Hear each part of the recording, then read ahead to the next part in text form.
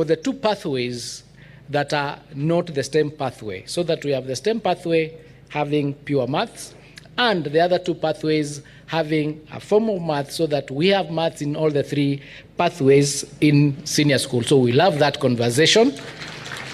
And I think it is an important aspect that we have listened to the views of the Kenyans, and it is an important input that has come from the stakeholders, so that we can show that we are not just holding these meetings for the sake of holding meetings. We are holding them so that we can hear from you. We can listen to you, because we do not have all the answers. Your input is important, and the more we get from you, the more enriching our curriculum and our education is going to be. Na mtazamaji, Spika wa Bunge la Kitaifa Moses Wetangula na kinara wa ODM Raila Odinga wametoa rambirambi zao kwa serikali ya Vatican kufuatia kifo cha Papa Francis. Viongozi hao walifika katika makao makuu ya Vatican hapa jijini Nairobi na kutia saini kitabu cha rambirambi kabla ya kukutana kwa muda mrefu na mwakilishi wa Baba Mtakatifu humu nchini, Askofu Mkuu Habatus Van Megen. Wawili hao walimtaja Baba Mtakatifu kama kiongozi aliyependa amani na usawa. Pope Francis touched many people. We paid tribute to him in the house, observed a minute's silence, and in my communication I quoted one of his very profound statements, that the world is like a public hospital that heals wounds, that warms hearts, that he stood for building bridges between people and communities, and not barricading walls around people. And Moses has already said, with the first Pope from the global South, and he exemplified the spirit of hope, of reconciliation, and of compassion wherever he went. When he came here, he was a very simple person, and he met and talked with people of all walks of life. He was a very charitable person, and he has traveled the length and the breadth of the world, like any other pope before him. He's been to Africa, several parts of Africa, to Asia, of course to America and Europe generally. And each time there is trouble or problems anywhere in the world, he has been a voice of. Mwenyekiti wa Baraza la Magavana Ahmed Abdullahi amekashifu hatua ya baadhi ya maseneta ya kutaka kupunguzwa kwa serikali za kaunti na kudai ni njama ya kuhujumu ugatuzi. Akizungumza katika kongamano la 29 la taasisi ya makatibu huko kaunti ya Mombasa, Gavana Ahmed Abdullahi amedai kwamba serikali za kaunti zinapokea 10% ya bajeti, na licha ya changamoto ya fedha kuchelewa, serikali za kaunti zimejikakamua kufanya mageuzi. They actually don't come because I've never seen them. They just hover around Nairobi and they say they are in the COB's office. They'll come, deposit some documents, and then they want to kill as much time in Nairobi as possible under the pretext that they are in the COB's office. So please take some of those comments with a large spoonful of salt, not even a pinch. Yes, they lie. They just want to be Nairobi, and they use the COB's office. The 47 counties get only 10% of the annual budget. This country has a 4 trillion budget every single year, and counties get something in the region of 400 billion, which is just 10%, to do all the 14 functions in the 4th schedule, which functions are critical to Kenyans.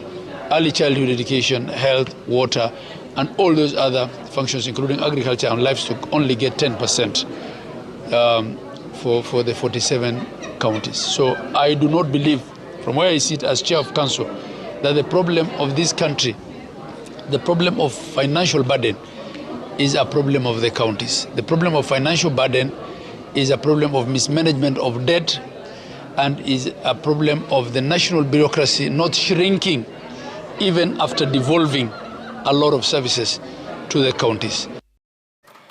Na mkataba wa amani umetiwa saini baina ya kaunti za Isiolo, Marsabit na Samburu ili kusitisha migogoro ya wizi wa mifugo ambayo imekuwa ikishuhudiwa mara kwa mara maeneo hayo.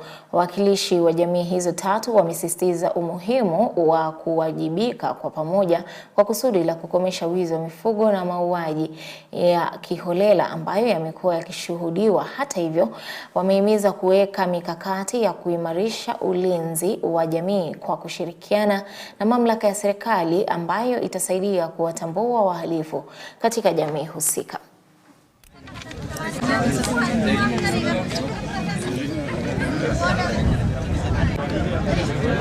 Okay, tumalize. Wako watu ya Kitise, wako Lantana. Hata niko na hizo mamilango zote najua. Zile iko Lantana. Na huko wametorokea kwa sababu ya kufisha mambo ya wizi. Ile watu wote wale wako wametoka mbali, Baragoi wako huko. Wale watu wote wakatikati hii mamilima wale wamefishana kwa hii mamilima wako huko. Na ni kwa sababu ya ubaya. Kwa nini tunataka kuweka hiyo maneno kusili, kufunga ili kwani ikilonda itapona? Toa usaa, safisha na shumbi, weka dawa na mambo itapona. Ndio sababu hapa tumekuwa kwa vikao hivi. Waheshimiwa, tulikuwa Shari, tulianza huko. Mkutano mwingine kubwa tukafanya Losesia na Isamis, halafu hapa hatungeweza, hiyo ilikuwa baraza kubwa. Warani walikuwa na zaidi 200 huko Losesia. Na Isamis vile vile. So hii ni kongamano ya watu wachache wale wana represent wale ndio kuweza kudadisi ni nini inatutenga. Chama cha walimu NAT sasa kinapendekeza kuondolewa kwa sheria inayowazuia walimu wanaoachishwa kazi kupata malipo yao ya uzeni. Akizungumza mjini Kilifi katika mkutano uliowaleta pamoja walimu wote kutoka kaunti hiyo, katibu wa chama hicho Collins Oyu alisema kuwa endapo walimu walioachishwa kazi makosa yao yasiwe kisingizio cha wao kukosa pesa walizoweka wakati walipokuwa kazini. Huyu anaitaka tume ya walimu TESC kuwamlipa kila mwalimu marupurupu ya kila mwaka aliyofanyia kazi endapo ataachishwa kazi kwa sababu yeyote. Our proposal as a union, when you are dismissed for whatever reason, your behavior has nothing to do with your benefits. You should be paid for the time you worked. And I want to repeat, benefits for a worker should not depend on the behavior of the worker. Walimu wengi wanajipata in trouble for lack of knowledge. Wakipata watu ambao watawaelekeza vizuri, you really have very few cases of indiscipline on our teachers.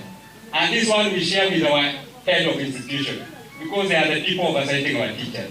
We need your advice, your support, so that these teachers can execute their duties wholeheartedly for the betterment of the innocent child. Na kampeni ya kitaifa dhidi ya matumizi mabaya ya dawa za kulevya na pombe haramu imezindua mfumo wa urejeshaji wa jamii kama hatua mpya ya kukabiliana na ongezeko la matumizi ya pombe haramu na dawa za kulevya humu nchini.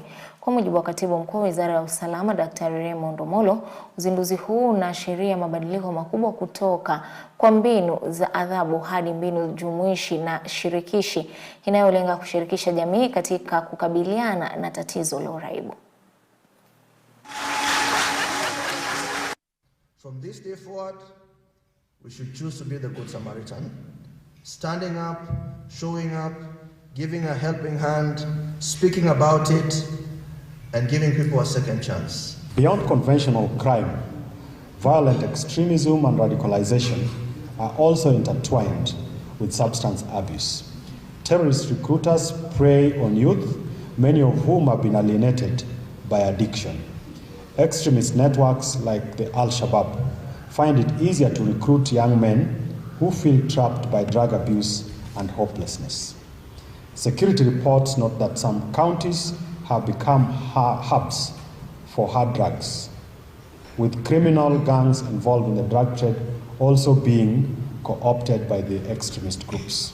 Our country is confronted with with serious and growing problem of alcohol and drug abuse. This vice cuts across all sectors of the economy and has devastating impacts on individuals. So at the end of all this, we will have each area, we'll have a list of people doing outpatient, inpatient, the whole continuum of care in treatment and rehabilitation. The research shows that well over 1 million Kenyans need rehabilitation services. This is against the rehabs we have in Kenya, which are hardly 300. Only 300. Yangu ni kurudisha shukrani kwa NACADA kutuwezesha viti, kutushika kama youth na kutuonesha drugs hakuna kitu inatusaidia. I could be able to see or to access help through the community-based rehabilitation, which has really held my hand up to. Na mtazamaji, kufuatia taarifa hiyo tunahitimisha taarifa zetu hapa majira ya EBN alasiri. Mengi zaidi ni kwenye taarifa zetu kuu mwendo wa saa 1 na saa 3 mtawalia.